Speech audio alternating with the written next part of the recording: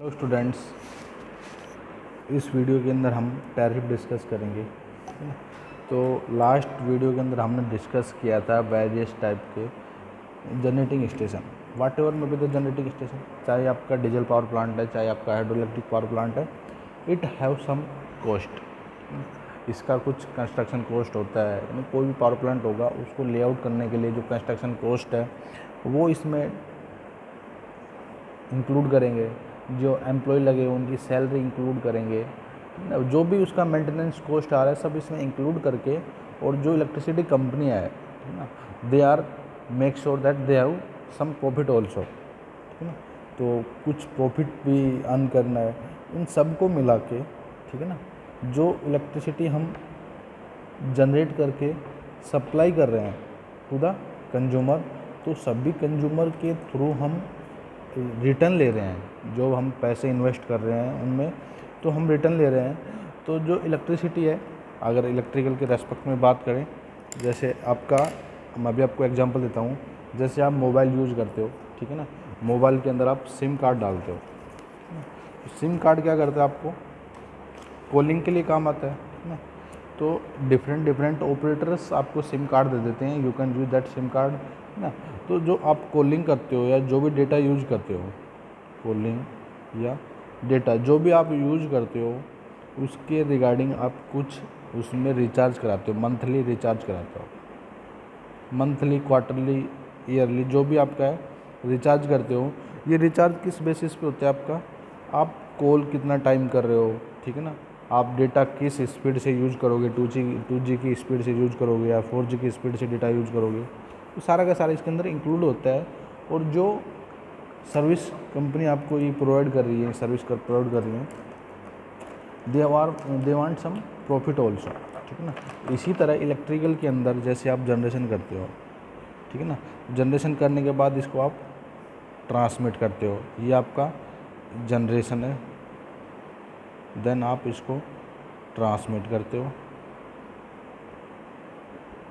Transmission, and then आप distribution करते हो, और आपका ये कस्टमर के एंड पर पहुंचता है, जो कस्टमर इसका यूटिलाइजेशन करता है, ठीक है ना। सपोज जो आप इलेक्ट्रिकल एनर्जी यूज़ करते हो, किस में करते हो, किलोवाट आवर में यूज़ करते हो, ठीक है ना। तो जो आपका पर किलोवाट आवर जो बिल आता है उसी को हम टैरिफ बोलते हैं, जिसके थ्रू इलेक्ट्रिकल जो कंपनियाँ हैं, जो जनरेटिंग कंपनियाँ हैं, वो generation, transmission, distribution and overall जो उनका मेंटेनेंस एंड पोस्ट चार्ज है वो सबको इंक्लूड करके, इवन प्रॉफिट को भी इंक्लूड करके जो चार्ज बनता है उसी को टैरिफ चार्ज बोलते हैं हम, ठीक है ना, इन रेस्पेक्ट ऑफ इलेक्ट्रिकल।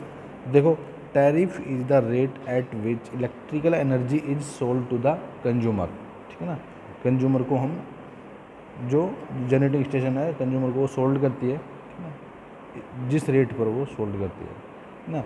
देखते हैं the electrical energy produce at generating station. मैंने बताया जो आप इलेक्ट्रिकल एनर्जी है वो डिफरेंट टाइप के जनरेटिंग स्टेशन पे आप प्रोड्यूस करते हो, देन आप ट्रांसमिट करते हो, देन आप इसका यूटिलाइज करते हो कस्टमर के एंड पर, ठीक है ना। At the rate at which energy is sold to the consumer is fixed by supplying, यानी हम जो सप्लाई उसको सप्लाई दे रहे हैं, ठीक है ना, उसके रेस्पेक्ट में हम उसको बिल भी लेंगे। While fixing the rate the supply company are ensure that tariff should be such that it covered total cost of generating station, supply of power, ठीक है ना, एंड प्लस में रीजनेबल प्रॉफिट। इन सब को मिला के जो ओवरऑल कॉस्ट आता है उसको हम टैरिफ बोलते हैं। तो जो जनरली जो टैरिफ आता है इन सब में, कोई भी टैरिफ आपका, ठीक है ना, उस चाहे मोबाइल टैरिफ है, चाहे आपका वाटर टैरिफ है, सब में ये इंक्लूड होगा, ठीक है ना। इवन प्रॉफिट, सब कंपनियाँ वो प्रॉफिट अर्न करना चाहती है, बट हम स्पेशली इलेक्ट्रिसिटी के रेस्पेक्ट में बात कर रहे हैं। तो इलेक्ट्रिकल जो कंपनी है वो उसको जनरेट करती है, देन ट्रांसमिट करती है, देन कस्टमर उसका यूज़ करते हैं। इन सबको मिला के जो बिल है वो टोटल कंज्यूमर पे करेगा, ओवरऑल कंज्यूमर पे करेगा, ठीक है ना। तो अब देखते हैं following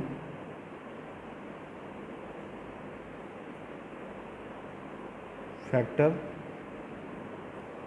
are taken in consideration. जो हमने ये डिसाइड तो कर लिया टैरिफ में सब कुछ इंक्लूड होगा, जनरेशन इंक्लूड होगा, ट्रांसमिशन इंक्लूड होगा, प्रॉफिट इंक्लूड होगा। कुछ फैक्टर्स हैं जो ऐसा नहीं है कि आप सब कैटेगरी के जो कंज्यूमर्स हैं, चाहे वो इंडस्ट्रियल कंज्यूमर है, चाहे वो म्यूनसिपलिटी लोड है, सब लोड का आप एक डिसाइड कर सकते हो पर्टिकुलर लोड के लिए, बट सबका जो टैरिफ रेट है वो अलग अलग रहेगा। जैसे फॉलोइंग फैक्टर पर ये डिपेंड करेगी। फर्स्ट क्या आपका टाइप्स ऑफ लोड, जैसे लोड क्रम में हमने डिस्कस किया था डोमेस्टिक लोड, एग्रीकल्चर लोड, इन सब पे भी ये डिपेंड करेगा। डोमेस्टिक लोड, कमर्शियल लोड, ना, इंडस्ट्रियल लोड एक्सेट्रा। सेकंड, हमने लोड एंड लोड करो के अंदर डिस्कस किया था मैक्सिमम डिमांड, क्योंकि पर्टिकुलर कंज्यूमर है, उनकी सबकी अलग अलग डिमांड रहती है। तो किस ये जो टैरिफ रेट है ये किस पे डिपेंड करेगा? Type of load, maximum demand and time eight which load is required. क्योंकि जो इलेक्ट्रिसिटी जनरेटिंग कंपनी है उनका जनरेशन फिक्स रहता है। अगर आपकी डिमांड एक साथ आ रही है, ठीक है ना, सारी के सारी कस्टमर एक साथ डिमांड कर रहे हैं, पीक लोड डिमांड, आपकी बेस लोड डिमांड है या ऑफ लोड डिमांड है, इन सब पे भी आपका, तो ये क्या आपका टाइम फैक्टर है। आप डे में यूज़ कर रहे हो, नाइट में यूज़ कर रहे हो, ठीक है ना। Load required, then power factor of the load, power factor of the load. Power factor भी जब हमने डिस्कस किया तो उसमें देखा था कि जो पावर फैक्टर है, how a power factor decide the electrical, ठीक है ना, energy required by the consumer. अगर आपका power factor low power factor होगा तो उस केस में जो टोटल के वी आर है वो supplied by the generating company more in case of low power factor. तो ये भी इस पर डिमांड, ठीक है ना, इस पर डिपेंड करता है। And amount of energy used, suppose let's say number of customers line के साथ में कनेक्टेड है, ठीक है ना। वन कस्टमर वो महीने का 20 यूनिट यूज कर रहा है, दूसरा 40 यूनिट यूज कर रहा है, ठीक है ना, और कोई दूसरा नंबर ऑफ कस्टमर कनेक्टेड है, सभी के सारे यूटिलाइज, सबका जो बिल है वो इन पे डिपेंड करेगा, ठीक है ना। 20 यूनिट, 40 यूनिट, 200 यूनिट, क्योंकि वो ज़्यादा इलेक्ट्रिसिटी का यूज़ कर रहा है, ठीक है, तो एक सर्टेन लिमिट बाद तो चार्ज है उसका कम हो जाता है। ये आगे देखेंगे हम टाइप ऑफ में। बट अभी के लिए जो टैरिफ रेट है, जो आपका इलेक्ट्रिसिटी बिल है, वो इन सब फैक्टर पे डिपेंड करता है। जैसे पर्टिकुलर क्लास के लिए particular domestic, commercial, industrial load, ये पर्टिकुलर क्लास होगी। मैक्सिमम डिमांड पर्टिकुलर, इसमें भी जो डोमेस्टिक लोड है उन सब कंज्यूमर की maximum demand depend upon the load रहती है। टाइम एट विच लोड रिक्वायर्ड, डे टाइम है, नाइट टाइम है, यानी आपका बेस लोड है या पीक लोड है। पीक लोड मैंने बताया था ना आपको, जैसे ये आपका टाइम वर्सेस आपकी डिमांड है, ठीक है ना। तो ये आपका कोई करा हुआ है, ये आपका कोई करा हुआ है, ठीक है ना। तो अगर मैं इसको जनरेटिंग कैपेसिटी मान लो, एक लाइन ड्रॉ कर दी मैंने, ये आपकी जनरेटिंग कैपेसिटी है, लेट्स से 500 किलोवाट, ठीक है ना। तो जो 500 किलोवाट है, ये तो जो पावर प्लांट हमने डिज़ाइन कर रखा है उसकी रेटेड कैपेसिटी है। बट अगर ये पावर फैक्टर, ये जो है पावर प्लांट इस पर ऑपरेट करेगा, इसका मतलब जो उसका आपने जो इंस्टॉल कर रखा है उसकी आप टोटली कैपेसिटी को आप यूटिलाइज कर रहे हो। In case off peak load, यानी कंज्यूमर ज़्यादा डिमांड कर रहा है पावर की, आप इतना कैपेसिटी को प्रोवाइड नहीं कर सकते, है ना, तो आपको एक्स्ट्रा जनरेटिंग स्टेशन लगाने की रिक्वायरमेंट होगी। जब क्योंकि एक पर्टिकुलर टाइम के लिए आ रहा है, 24 आवर्स के लिए आएगा, तो आप एक दूसरा पावर प्लांट लगा सकते हो, बट ये पर्टिकुलर टाइम के लिए आ रहा है। अब वो जी आपका देखो, रात के 12 है, देन ये 4, देन ये 10, ठीक है ना, देन ये 4 PM, देन ये ग्राफ ऐसे चल रहा है। तो आप देख रहे हो डिफरेंट टाइम इंटरवल पे डिफरेंट डिमांड आ रही है। तो इस डिमांड को फुलफ़िल करने के लिए जो ये डिमांड है, ठीक है ना, इसको फुलफ़िल करने के लिए क्या करते हो आप, दूसरा कोई जनरेटर लगाते हो। उस जनरेटर जब ऐड करोगे तो उसका चार्ज बढ़ जाएगा, ठीक है ना। तो ये क्या हो जाएगा, पीक लोड, तो टाइम पे भी डिपेंड करता है ये। देन आपका power factor of the load, power factor अगर आपका पुअर होगा, किसी भी कंज्यूमर का पावर फैक्टर पुअर होगा तो ज़्यादा रिएक्टिव पावर डिमांड करेगा, तो जो जनरेटिंग कंपनियाँ उन पर ज़्यादा बर्डन होगा, तो उस बर्डन की वजह से जो टैरिफ होगा वो भी उसका डिफरेंट होगा। अमाउंट ऑफ एनर्जी यूज यानी कितना वो मंथली या पर्टिकुलर डे पे कितना एनर्जी यूज कर रहा है, उसके बेस पे भी आपका डिसाइड होता है, ठीक है ना। अब देखते हैं ऑब्जेक्टिव ऑफ टैरिफ, ठीक है ना।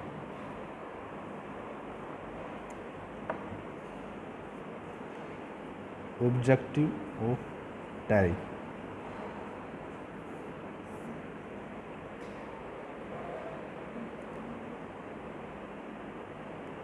ठीक है ना। टैरिफ तो जो आपकी टैरिफ ले रहे हो आप, जो आप रेट चार्ज कर रहे हो, उसका मेन ऑब्जेक्टिव क्या है, जो आपका generating plus transmission and maintenance plus profit, इनके सब के अलावा कुछ फैक्टर्स रहते हैं, इनका क्या है, रेट ऑफ रिकवरी, इन सब की जो अमाउंट लगा है उसकी रिकवरी के लिए।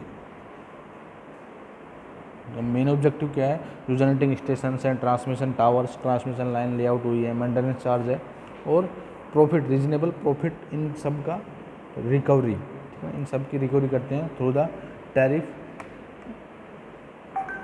इन सब की जो कैपिटल कॉस्ट लगी हुई है, इन सब की जो कैपिटल कॉस्ट लगी हुई है वो भी इसी के थ्रू करेंगे। और जो आपका ऑपरेशन चार्ज है, जैसे फ्यूल चार्ज है, ठीक है ना, फ्यूल चार्ज है, वो इसी के थ्रू रिकवरी करेंगे। मीटरिंग इक्विपमेंट, जैसे मीटरिंग इक्विपमेंट, जो घर के बाहर आपका मीटर लगा हुआ है उसका चार्ज, प्लस में जो पर्सन उस रीडिंग लेने के लिए आ रहा है यानी एम्प्लॉयमेंट सैलरी, तो ये सब की इसी के थ्रू, टैरिफ के थ्रू ही वो होगी, ठीक है ना। तो इनका मेन ऑब्जेक्टिव क्या है, generating, transmission and maintenance, profit, इन सब का रिकवरी होनी चाहिए।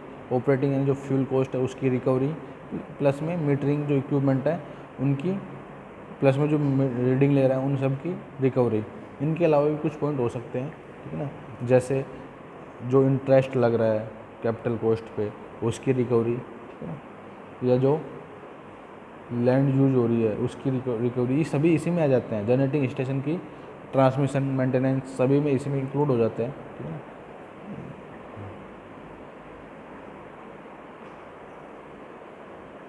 ओके।